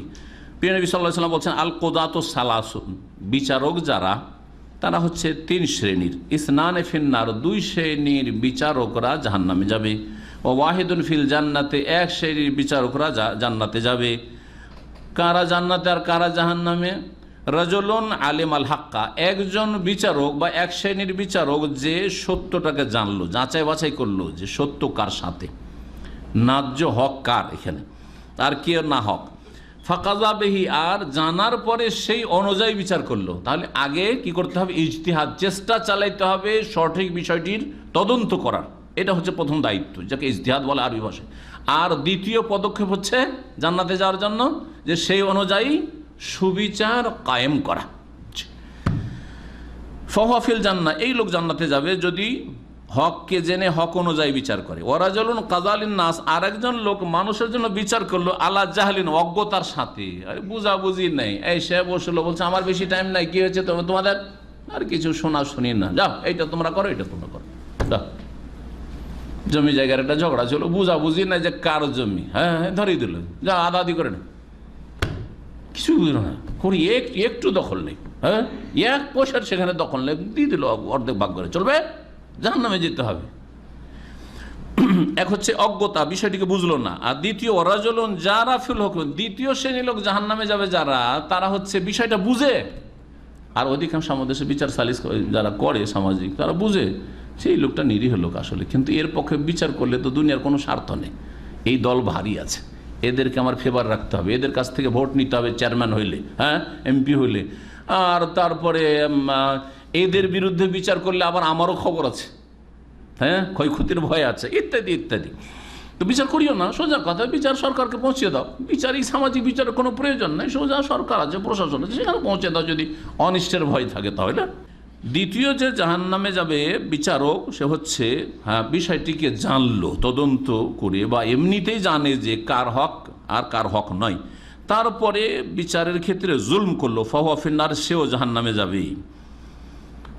নবী সাল্লাল্লাহু আলাইহি ওয়াসাল্লাম আরও বলেছে, ইন্নাল কাযিয়া ইযা ইজতাহাদা ফাহুয়া ফিল জান্নাতি, কাজী বিচারক জজ যদি সচেষ্ট হয় আসল বিষয়টি তদন্ত করার ক্ষেত্রে, আর সে অনুযায়ী বিচার করে, তাহলে ফাহুয়া ফিল জান্নাহ, সে জান্নাতে যাবে। এ হাদিস আবু দাউদে রয়েছে, নাসাইতে রয়েছে, তিরমিজিতে রয়েছে, হাদিসটি সহিহ। আল্লাহ পাক রব্বুল আলামিন যেন আমাদের অন্তর সাফ করার তৌফিক দান করেন। আল্লাহ পাক রব্বুল আলামিন আমাদের সুবিচারের যেন তৌফিক দান করেন, নিজের ক্ষেত্রে, নিজের পরিবারের ক্ষেত্রে, নিজের সমাজের ক্ষেত্রে, মুসলিমদের মাঝে সুবিচার কায়েমের তৌফিক দান করেন, আর আপোষে আমাদের সম্পর্ক ভালো করার তৌফিক দান করেন।